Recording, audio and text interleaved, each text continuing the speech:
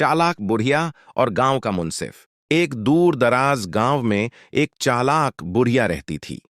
वह दिखने में बहुत साधारण थी। पुराने कपड़े पहनती, धीरे धीरे चलती और कम बोलती थी, लेकिन उसका दिमाग बहुत तेज था। गांव के लोग उसकी इज्जत तो करते थे, मगर उसकी अक्ल का असली अंदाजा किसी को नहीं था। उसी गांव में एक स्वार्थी मुंसिफ भी रहता था, जो ताकतवर लोगों के हक में और कमजोरों के खिलाफ फैसले सुनाता था। गरीब लोग उससे बहुत परेशान थे, लेकिन कोई उसके सामने बोलने की हिम्मत नहीं करता था। चालाक बुढ़िया यह सब चुपचाप देखती रहती थी। एक दिन मुंसिफ ने ऐलान किया कि जिनके पास जमीन के कागजात नहीं होंगे, उनकी जमीन सरकार के नाम कर दी जाएगी।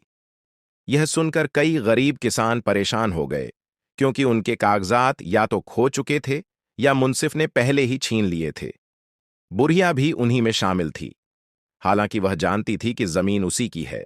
बुढ़िया सीधे मुंसिफ के पास गई और बोली, हुजूर, मैं एक अनपढ़ बूढ़ी औरत हूं। मुझे कागजात का तो ज्ञान नहीं, मगर एक सवाल पूछना चाहती हूं। मुंसिफ ने घमंड से कहा, पूछो मगर जल्दी। बुढ़िया बोली, अगर कोई पेड़ लगाए, उसकी देखभाल करे, बरसों पानी दे, तो पेड़ किसका होगा? मुंसिफ हंस पड़ा, जिसने लगाया उसी का होगा। बुढ़िया ने तुरंत कहा, तो हुजूर, मैंने इस जमीन को जवानी से सींचा है, इस पर पसीना बहाया है, क्या यह जमीन मेरी नहीं? मुंसिफ को गुस्सा आ गया। बकवास बंद करो, कागजात लाओ, वरना जमीन जब्त हो जाएगी। बुढ़िया मुस्करा दी और बोली, ठीक है हुजूर, मैं कागजात ले आऊंगी, मगर एक शर्त पर। कल गांव के सब लोग जमा हों और आप सबके सामने फैसला सुनाएं। मुंसिफ ने सोचा, एक बूढ़ी औरत क्या ही कर लेगी, इसलिए उसने शर्त मान ली। अगले दिन पूरा गांव इकट्ठा हो गया। बुढ़िया एक मुट्ठी बीज लेकर आई और मुंसिफ के सामने जमीन पर डाल दिए। फिर बोली, हुजूर, अगर यह जमीन आपकी है तो इन बीजों को उगा कर दिखाइए। अगर फसल निकल आई तो जमीन आपकी, वरना मेरी। लोगों में फुसफुसाहट होने लगी। मुंसिफ घबरा गया, क्योंकि वह जानता था कि जमीन उसी को फल देती है जो उसे पहचानता और मेहनत करता है। वह कोई जवाब न दे सका। बुढ़िया ने ऊंची आवाज में कहा, जमीन कागज से नहीं, मेहनत से पहचानी जाती है। गांव के लोग मुंसिफ के खिलाफ खड़े हो गए। मजबूर होकर मुंसिफ ने बुढ़िया समेत सभी किसानों की जमीन वापस कर दी और हमेशा के लिए अपनी चालाकियां छोड़ दी।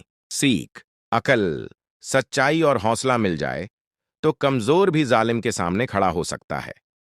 चालाक बुढ़िया ने साबित कर दिया कि असली ताकत ओहदे में नहीं, बल्कि अकल में होती है। चालाक बुढ़िया। एक हरे भरे और खुशहाल गांव के किनारे एक पुरानी सी झोपड़ी थी, जहां एक चालाक बुढ़िया रहती थी। उसकी कमर झुकी हुई थी, बाल पूरी तरह सफेद हो चुके थे, लेकिन उसकी आंखों में ऐसी चमक थी जो बताती थी कि उसका दिमाग अभी भी पूरी तरह जागरूक है। गांव के लोग उसकी सादगी पर हंसते थे, मगर असल में वह पूरे गांव की सबसे समझदार और बुद्धिमान औरत थी। चालाक बुढ़िया की जिंदगी बहुत सादा थी। वह थोड़ा बहुत खेतीबाड़ी का काम करती, कुछ मुर्गियां पाल रखी थीं और अपने सादे गुजारे में खुश रहती थी। उसकी सबसे बड़ी खासियत यह थी कि वह हर बात को ध्यान से सुनती और कभी भी जल्दी में फैसला नहीं करती थी। इसी वजह से कोई भी उसे आसानी से धोखा नहीं दे सकता था।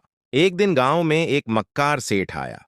वह अलग अलग गांवों में जाकर लोगों को झूठे वादों और चालाक बातों से लूटा करता था। उसे पता चला कि इस गांव में एक अकेली बुढ़िया रहती है, जिसके पास थोड़ी बहुत जमा पूंजी है। सेठ ने मन ही मन सोचा, बूढ़ी है, अकेली है, इसे बेवकूफ बनाना कौन सा मुश्किल काम है। सेठ बुढ़िया के पास गया और बड़े आदर से बोला, अम्मा जान, मैं शहर से आया हूं। मेरे पास एक खास संदूक है जो सोने को दोगुना कर देता है। अगर आप अपना सोना एक रात के लिए इसमें रख दें तो सुबह वह दोगुना हो जाएगा। बुढ़िया ने सेठ को ध्यान से देखा और मुस्कुराकर बोली, बेटा, बात तो बड़ी अजीब है, मगर एक बूढ़ी औरत के पास कितना ही सोना होगा। सेठ जल्दी से बोला, अम्मा, थोड़ा हो या ज्यादा, फायदा तो फायदा ही होता है। बुढ़िया बोली, ठीक है, आज रात तुम यहीं ठहरो। पहले तुम अपना सोना इस संदूक में रखो। अगर दोगुना हो गया तो मैं भी अपना सोना रख दूंगी। सेठ थोड़ा घबरा गया, लेकिन लालच में आकर मान गया। उसने कुछ सिक्के संदूक में डाल दिए। रात को बुढ़िया ने चुपचाप अपने पास रखे कुछ सिक्के भी उसमें डाल दिए। सुबह जब संदूक खोला गया तो सच में सोने की मात्रा बढ़ी हुई थी। सेठ खुशी से उछल पड़ा और बोला, देखा अम्मा, मैंने सच कहा था। बुढ़िया ने भोली बनते हुए कहा, वाह बेटा, ये तो कमाल हो गया। अब मैं अपना सारा सोना इसी संदूक में रखूंगी। लेकिन एक बात बताओ, ये संदूक कभी खराब भी होता है? सेठ हंसते हुए बोला, नहीं अम्मा, ये तो हमेशा काम करता है। बुढ़िया ने सिर हिलाया और कहा, अच्छा, तो फिर एक रात और ठहर जाओ। रात को बुढ़िया ने संदूक में सोने की जगह एक भारी पत्थर रख दिया। सुबह होते ही उसने शोर मचा दिया, हाय, मेरा सोना तो खत्म हो गया। सेठ घबरा गया और बोला, अम्मा, यह कैसे हो सकता है? बुढ़िया ने शांत स्वर में कहा, बेटा, जब तुम्हारा संदूक सोना पैदा कर सकता है तो उसे खा भी सकता है। तुमने ही तो कहा था कि यह कभी खराब नहीं होता। सेठ को अपनी चालाकी का अंजाम समझ में आ गया। वह पसीने पसीने हो गया। गांव के लोग भी इकट्ठा हो गए। बुढ़िया ने सबके सामने कहा, यह सेठ हमें लूटने आया था, लेकिन अक्ल अल्लाह की सबसे बड़ी नेमत है।